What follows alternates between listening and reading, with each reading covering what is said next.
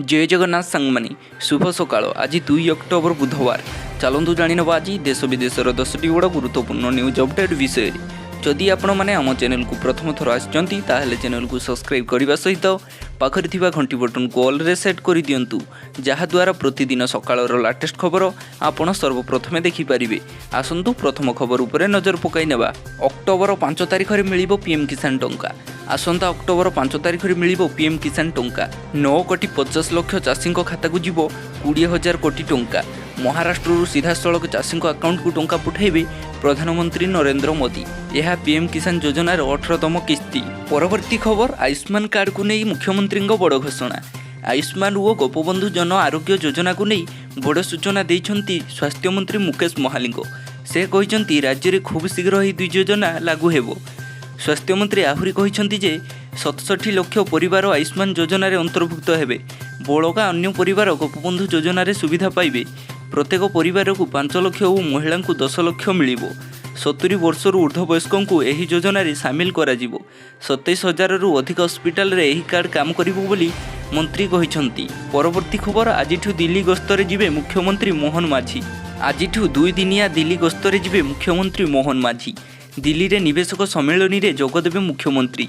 आसंता 3 तारिख रे होटेल ताज रे निवेशक सम्मेलन आयोजित हेबो। मेक इन ओडिशा कॉन्क्लेव 2024 रो प्राक प्रस्तुति पई दिल्ली जाइछंती सीएम।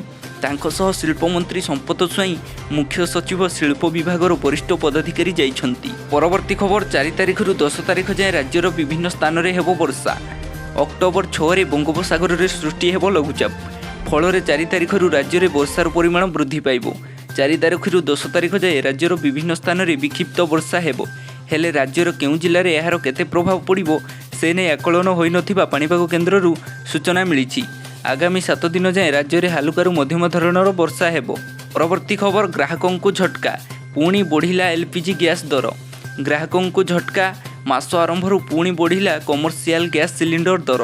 19 केजी सिलिंडर दर 48 टंका 50 पैसा बढ़िला। आज देश में वर्धित दर लागू होईछि। तेबे तैल कंपानी गुड़िक 14 केजी घरोई गैस सिलिंडर मूल्य रे कोनोसी परिवर्तन करि नाहंती। IOCL वेबसाइट रे नुआ दर नै सूचना रहिछि। परवर्ती खबर महिला डाक्तरों को दुष्कर्म और हत्या घटना रे पुणी आंदोलन को ओह्लाइले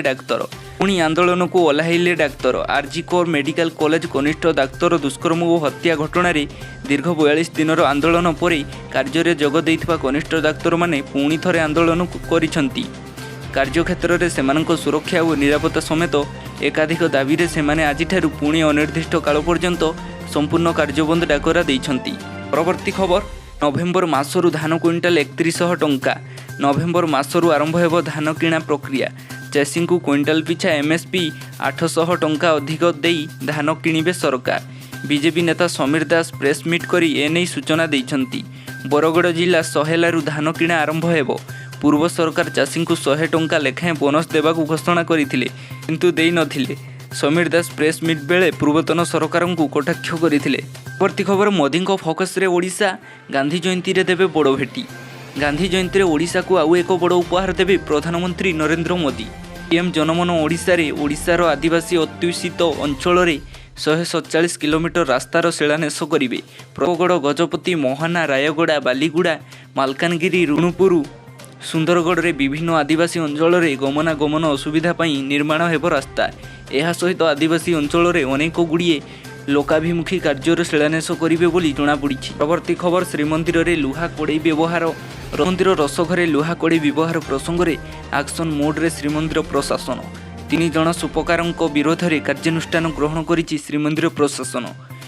3 सुपकारक मध्यरु जणे पालिया सेवकों को महाप्रभु सेवा पूजारू मध्य निलंबित करा जाइछि। प्रति खबर हिजबुल्लार पीछा छाड़ुनी इजराइल एवं स्थल भागरे पशि मारिबो। हिजबुल्ला मुख्य हसन नसरल्ला हत्या कला परे मध्य शांति बसी नहीं इजराइल।